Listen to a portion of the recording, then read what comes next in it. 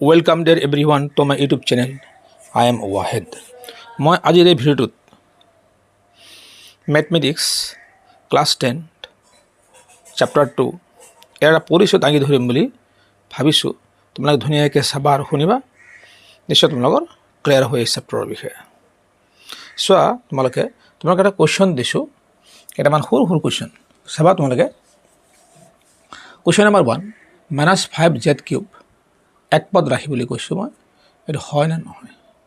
6x ৰৈখিক বহুপদ নহয় বুলি কৈছোঁ, সঁচা নে মিছা? -5 ধ্ৰুৱক পদ হয় নহয়?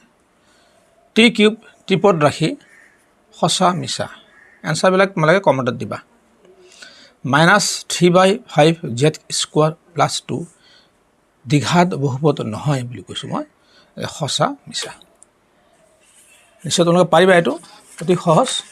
ইয়াৰ পিছত চাবা তোমালোকে বহুপদৰ শূন্য, জিৰ'জ অফ পলিনমিয়েলছ ক্লাছ 10। আচ্ছা, বহুতৰ শূন্য মানে কি? চলকৰ যি মানৰ বাবে বহুটোৰ মান শূন্যৰ সমান হয় তাক বহুতৰ শূন্য বুলি কোৱা হয়। The values of variable that make polynomial equal to 0। তোমালোকে চাবা, ইয়াত ধুনীয়াকৈ বুজাইছোঁ। ধৰা হ'ল px এটা বহুপদ হয়, যদি pk আমি যদি axৰ ঠাইত যদি k বহাই দিওঁ তেতিয়া 0 হৈ গ'ল, তেতিয়া বহুপদটো কি হৈ গ'ল? 0 হৈ গ'ল। তেতিয়াহ'লে যদি বহুপদটো গোটেইখিনি 0 হৈ যায়, এই xৰ ঠাইত k বহালে, তেতিয়া আমি k কি বুলি ক'ম? pxৰ এটা শূন্য বুলি ক'ম। এই বহুপদটো এটা শূন্য k, কাৰণ k কাৰণে বহুপদটো 0 হৈ গ'ল। উদাহৰণ তোমালোকে দেখিলে অতি ক্লিয়াৰ হ'ব। আৰু px = x - 4, xৰ ঠাইত মই কি বহালোঁ? 4 বহালোঁ। 4 এটা xৰ ঠাইত 4 বহালোঁ, 4 - 4 = 0। গতিকে এই বহুপদটো কি হৈ গ'ল? 0 হৈ গ'ল। গতিকে এই 4ক কি বুলি কোৱা হ'ব? বহুপদৰ শূন্য বুলি কোৱা হ'ব। আকৌ চোৱা, মই 2 নম্বৰ উদাহৰণ দিছোঁ। px = x² - 4x - 4 এইটো আছে। যদি p xৰ ঠাইত মই কি দিলোঁ? -1 দিলোঁ। তো -1 দিয়াৰ কাৰণে তোমালোকে চাবা, এইটো কৰি ল'বা। এইটো হ'ল যুগ্ম সংখ্যাৰ কাৰণে এইটো -টো নোহোৱা হৈ গ'ল। - প্লাছ 3 × 3 4। গতিকে 1 + 3 = 4, -4 = 0 হৈ গ'ল। গতিকে কিহৰ কাৰণে 0 হৈ গ'ল? -1ৰ কাৰণে। সেই -1ক আমি কি বুলি ক'ম? বহুটোৰ শূন্য বুলি ক'ম, কাৰণ -1ৰ কাৰণে কি হৈ গ'ল? বহুটো 0 হৈ গ'ল। ইয়াৰ পিছত চাবা তোমালোকে শূন্য বহুপদৰ শূন্য। ধৰা হ'ল OX এটা শূন্য বহুপদ। শূন্য বহুপদ মানে শূন্যই আৰু 0 হৈ যায়, 0 পলিনমিয়েল। চ' OX মানে কি? মানে OX নহয়, আচলতে 0। 0x মানে কি? 0 × x = 0। গতিকে xৰ মান মই যিকোনো বহালেও ইয়াত কি হ'ব? 0 হ'বই। xৰ মান মই যিকোনো বহালে 0 হ'বই। গতিকে ইয়াৰ মানে এই যিটো শূন্য, আমি xৰ মান 0 হ'লে গোটেই বহুতো 0 হৈ যায়। গতিকে xৰ মান আমি বহুত বহালোঁ, সেই এই সকলোবিলাক সংখ্যাবিলাক আমি কি বুলি ক'ম? বাস্তৱ সংখ্যা বুলি ক'ম। গতিকে শূন্য বহুপদৰ শূন্য বাস্তৱ সংখ্যা বা অসীম বুলি কৈছোঁ আমি।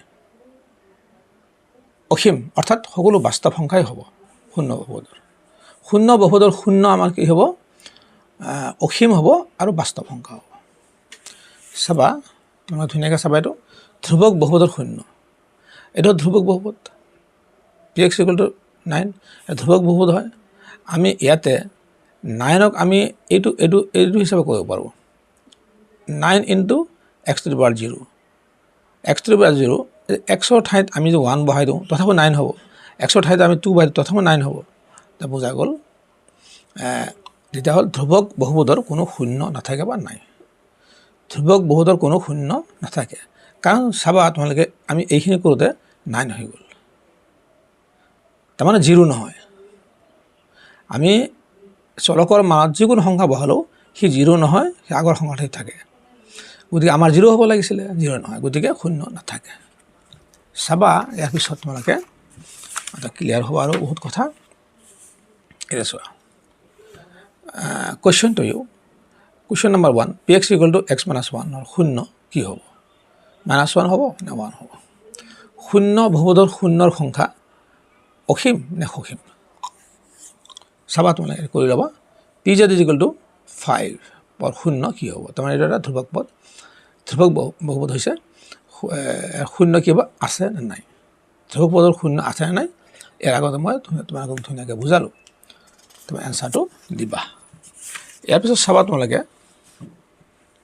বহুপদৰ লেখ আৰু শূন্য গ্ৰাফ অফ পলিনোমিয়েলছ এণ্ড জিৰ'ছ সম্পৰ্ক আছে এইটো হ'ব ৰৈখিক বহুপদ px = 2x - 5 এটা ৰৈখিক বহুপদ y = 2x - 5 এইটো আমি এনেকৈ লিখিব পাৰোঁ তো ৰৈখিক বহুপদৰ শূন্যৰ সংখ্যা 1 হ'ব কাৰণ চাবা তোমালোকে এইটো এটা সৰলৰেখা হ'ব আৰু x অক্ষক এটা বিন্দুত ছেদ কৰিছে ৰৈখিক বহুপদ হ'ব কি আমি গ্ৰাফত বহালে মানবিলাক এটা সৰলৰেখা হয় আৰু x অক্ষক এটা বিন্দুত ছেদ কৰে গতিকে শূন্যৰ সংখ্যা 1 চাবা দ্বিঘাত বহুপদ এইটো আছে x² + bx + c এটা দ্বিঘাত বহুপদ হয় ইয়াৰ আমি যদি গ্ৰাফত এই মানবিলাক বহাই দিওঁ তেনেহ'লে এইটো কি হ'ব x² সহগ যিটো আছে সেই সহগটো যদি 0তকৈ ডাঙৰ হয় তেনে এইটো হয় কিবা এটা অধিবৃত্ত হ'ব সেইটো ওপৰমুৱা হ'ব আপৱাৰ্ড পেৰাবোলা হ'ব আৰু x অক্ষক দুটা বিন্দুত কাটিছে গতিকে ইয়াৰ শূন্যৰ সংখ্যা হ'ব 2 চাবা তোমালোকে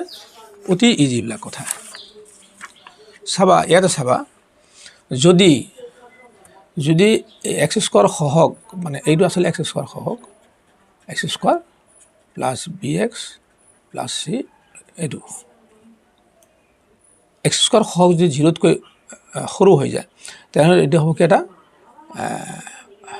অধিবৃত্তই হ'ব কিন্তু তলমুৱা হ'ব কিন্তু ইয়াক কি হ'ব দুটা বিন্দুত ছেদ কৰিছে গতিকে শূন্যৰ সংখ্যা 2 হ'ব কিন্তু অধিবৃত্তটো তলমুৱা হ'ব যদি x² সহগটো 0তকৈ সৰু হয় উদাহৰণ চাবা তোমালোকে ইয়াত এইবিলাক উদাহৰণ দিছোঁ এইটো x² হ'ব এইটো এটা বহুপদ হয় x² সহগ 1 আছে গতিকে 0তকৈ কি হ'ব ডাঙৰ হ'লে কি অধিবৃত্তটো ওপৰমুৱা হ'ব আৰু দুটা বিন্দুত ছেদ কৰিব গতিকে শূন্যৰ সংখ্যা 2 হ'ব কিন্তু লেখটো ওপৰমুৱা হ'ব ওপৰমুৱা অধিবৃত্ত বা আপৱাৰ্ড পেৰাবোলা চাবা 2 নম্বৰটো -x² - 2x + 3 x² সহগ -1 আছে গতিকে 0তকৈ কি হ'ব সৰু হৈ গ'ল গতিকে তলমুৱা অধিবৃত্ত হ'ব ইয়াত চাবা x অক্ষক দুটা বিন্দুত ছেদ কৰিছে গতিকে ইয়াৰো শূন্য সংখ্যা 2 হ'ব কিন্তু তলমুৱা অধিবৃত্ত হ'ব ইয়াৰ পিছত চাবা তোমালোকে মই এইটো দিছোঁ x² - 6x + 9 এটা এটা বহুপদ হয় দ্বিঘাত বহুপদ হয় x² সহগ কি আছে ইয়াত 1 আছে গতিকে 0তকৈ ডাঙৰ আছে গতিকে এটা ওপৰমুৱা অধিবৃত্ত হ'ব হৈ গ'ল কিন্তু চাবা এইটো যদি আমি উৎপাদক বিশ্লেষণ কৰোঁ উৎপাদক বিশ্লেষণ কৰিলে কি হ'ব xৰ মান 3 হ'ব যদি সমান হৈ গ'ল তাৰমানে এটা বিন্দুত ছেদ কৰিব গতিকে যদিও এইটো দ্বিঘাত বহুপদ হয় কিন্তু ইয়াৰ শূন্যৰ সংখ্যা 1 কাৰণ x অক্ষক এটা বিন্দুত ছেদ কৰিছে কাৰণ xৰ মান দুটা একাই হ'ল সেইকাৰণে উৎপাদক আছে ইয়াত চাবা 4 নম্বৰ উদাহৰণটো -4x² + 4x + 1 ইয়াত x² সহগ আছে -4 গতিকে তলমুৱা হ'ব ইয়াতো চাবা উৎপাদক বিশ্লেষণ কৰিলে xৰ মান এটাই হ'ব সেইকাৰণে শূন্যৰ সংখ্যা 1 হ'ব ইয়াত চাবা তোমালোকে px = -3x² + 2x - 1 ইয়াত x² সহগ মাইনাছ হৈ গ'ল তলমুৱা অধিবৃত্ত হ'ব কিন্তু ইয়াত উৎপাদক নাথাকাৰ কাৰণে এই x অক্ষক স্পৰ্শ নকৰে এইটো মই অলপ ভুল হৈছে স্পৰ্শ নকৰে তাৰমানে এনেকুৱা হ'ব এই এনেকুৱা হ'ব x অক্ষক স্পৰ্শ নকৰে তাৰমানে ইয়াত শূন্যৰ সংখ্যা নাই চাবা তোমালোকে দ্বিঘাত বহুপদ হয় কিন্তু শূন্যৰ সংখ্যা নাই উৎপাদক নাই যে সেইকাৰণে ইয়াৰ পিছত চাবা তোমালোকে তেতিয়া দ্বিঘাত বহুপদৰ শূন্যৰ সংখ্যা এটা হ'ব পাৰে নাথাকিব পাৰে আৰু দুটা হ'ব পাৰে ইয়াত চাবা তোমালোকে px = 2x² - 4x + 5 ইয়াত x² সহগ আছে 2 মানে 2 আছে 0তকৈ ডাঙৰ আছে গতিকে অধিবৃত্তটো হ'ব কি ওপৰমুৱা হ'ব উৎপাদক নাথাকাৰ কাৰণে এই বহুপদৰ উৎপাদক নাই নাথাকাৰ কাৰণে কি হ'ব আমি xৰ মান ওলাব নোৱাৰোঁ বা নোলায় সেইকাৰণে সি x অক্ষক স্পৰ্শ নকৰে গতিকে শূন্যৰ সংখ্যা নাই বহুপদ দ্বিঘাত বহুপদ হয় দ্বিঘাত বহুপদ শূন্য সংখ্যা দুটা থাকিব লাগিছিলে কিন্তু ইয়াত নাই চাবা তোমালোকে px = x³ - 4x লেখটো কেনেকুৱা হ'ব যিহেতু ত্ৰিঘাত বহুপদ তিনিটা বিন্দুত স্পৰ্শ কৰিব লাগিব তিনিটা স্পৰ্শ কৰিব চাবা এটা দুটা তিনিটা নিশ্চয় তোমালোকৰ ক্লিয়াৰ হৈছে এটা আমি এটা সামাৰি লৈছোঁ ইয়াৰে ৰসিক বহুপদৰ শূন্যৰ সংখ্যা 1 দ্বিঘাত বহুপদৰ শূন্যৰ সংখ্যা 2 1 2 1 0 0 হ'ব খুব বেছি সৰ্বাধিক অতি বেছি এট মোষ্ট দুটা শূন্য থাকে সৰ্বাধিক বা অতি বেছি দুটা শূন্য থাকে বা এট মোষ্ট দুটা শূন্য থাকিব বেছিভাগতে দুটা শূন্য থাকিব এটাও থাকিব পাৰে 0 থাকিব পাৰে নাথাকিব পাৰে তাৰমানে সেইটো ত্ৰিঘাত বহুপদৰ তিনিটা শূন্য খুব বেছি তিনিটা শূন্য থাকিব কমপক্ষেও তিনিটা শূন্য থাকিব আৰু ইয়াতে এটা শূন্য থাকিব পাৰে অতি কমেও এটা গতিকে বুজা গ'ল তোমালোকৰ নিশ্চয় ক্লিয়াৰ হৈছে এইটো ইয়াৰ পিছত চাবা তোমালোকে দুটামান কুৱেশ্যন তোমালোকক দিছোঁ question to you question number 1 ৰসিক বহুপদৰ লেখটো হ'ব সৰলৰেখা অধিবৃত্ত 2 নম্বৰ দ্বিঘাত বহুপদৰ শূন্যৰ সংখ্যা হ'ব 3 2 তো চাবা তোমালোকে ত্ৰিঘাত বহুপদৰ সৰ্বাধিক শূন্যৰ সংখ্যা হ'ব 1 3 দ্বিঘাত বহুপদৰ খুব বেছি শূন্যৰ সংখ্যা কি হ'ব 2 1 নিশ্চয় তোমালোকৰ ক্লিয়াৰ হৈছে ভিডিঅ'টো চাই কেনে লাগিল কমেণ্টত জনাবা এটা লাইক দিবা বেছি বেছিকৈ শ্বেয়াৰ কৰিবা কিন্তু চেনেলটো ছাবস্ক্ৰাইব কৰিবলৈ নাপাহৰিবা wait for my next videos thank U